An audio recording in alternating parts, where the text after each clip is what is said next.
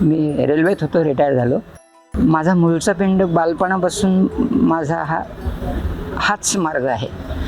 नीच कोटीचे आहे, उच्च कोटीचे आहे, सेवा आहे.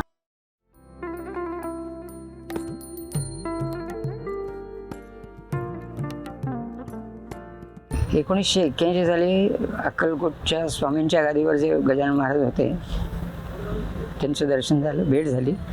त्यानंतर सतत 6 वर्ष माझा संपर्क राहिला.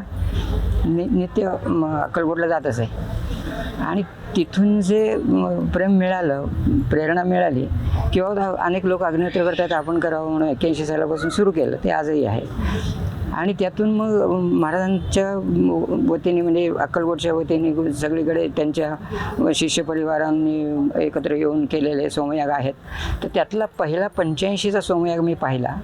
86चा म्हणजे तो भोपाळला झाला, 86 साली ओनाला झाला म्हणजे गुजरातमध्ये झाला.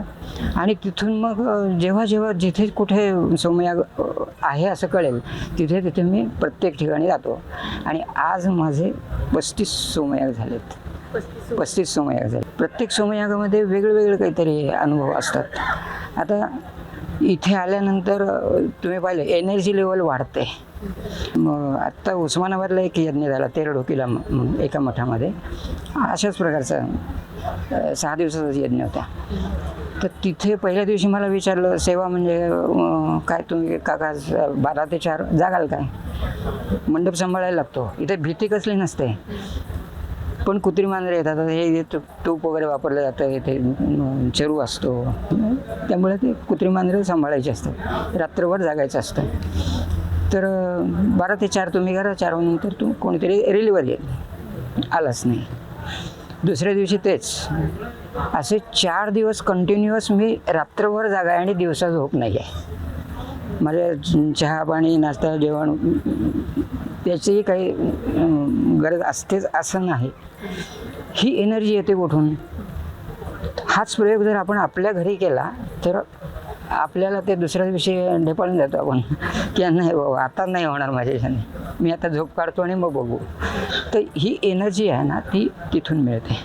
म्हणजे यज्ञीय वातावरण तर आहेच, आतमधून गुरुसेवेची जी यज्ञसेवेची जी तळमळ आहे ती आहेच. म्हणजे अशी सगळी एकत्र कारणं येऊन ती एनर्जी येते. माझं वय आत्ता 66 पूर्ण आहे. मी रेल्वेत होतो, रिटायर झालो. पण रेल्वेत असताना सुद्धा म्हणजे ड्युटी चालू असताना सुद्धा जेव्हा जेव्हा कुठे मला याग आहे असं समजेल, आता पश्चिम बंगालमध्ये म्हणजे मला 10 दिवस रजा काढून जायला लागायचं. माझ्या जास्तीत जास्त रजा ह्या अक्कलकोटचे काही कार्यक्रम असतील, सोमयाग असतील, याचसाठी ठेवलेल्या असायच्या. बाकी घरच्या कामासाठी रजा नाहीत, ते घरच्यांनी बघावं. तर आता इथे आल्यानंतर सेवा म्हटलं की झाडू मारायची तरी सेवाच आहे. यातलं सर्वोच्च जे काम असेल ते जर मी करू शकत असेल तर ती पण सेवाच आहे. आणि इथे आपण परमेश्वराच्या चरणी जेव्हा जातो, सेवा करायला म्हणून जातो, त्यावेळेस असा भेद नसतो की ही नीच कोटीची आहे, उच्च कोटीची आहे. सेवा आहे. ज्या भावाने तुम्ही ते करणार आहात त्याप्रमाणे तुम्हाला त्याचं फलित असतं. त्यामुळे सेवा म्हटलं की काही काम फॅमिली माझ्याबरोबर असायची. सर्व्हिसमध्ये असताना पास मिळायचे, आजही मिळतात ते. पण बरोबर घेऊन जायचं त्यांना यागाच्या ठिकाणी. पण यागाच्या ठिकाणी आता हैदराबादला याग झाला, हैदराबादला गेलो म्हणले आपण बाजार बघून, सगळा बाजार इथे आहे, माझं सगळं इथे ठेवलं आहे, मला बघण्यासारखं जगात काहीच नाही आहे आणखी. त्यामुळे तुम्हाला जाऊन यायचं काही हरकत नाही. अध्यात्माकडे 81 साली वळलो असा नाही, तर माझा मूळचा पिंड बालपणापासून माझा हाच मार्ग आहे. फक्त एवढंच आहे की वेळ आली की कोणी गुरु भेटतात, ते मार्ग दाखवतात, तिथे चालत राहिलं की आणखीन प्रगतीचं पाऊल आणखी पुढे जाताना आणखी कोणीतरी अधिकारी व्यक्ती भेटतात. त्यात हे अवतारी पुरुष मला भेटले. म्हणजे माझा मूळचा मार्ग तोच आहे, नवीन काही घडलेलं नाही. फक्त एवढंच झालं की गुरूंची कृपा झाल्यानंतर यामध्ये आणखीन आनंद वाढत जातो, कारण त्यांच्यामुळे ही सेवा मिळते आणि सेवेचं फळ हे न मागता मिळतं.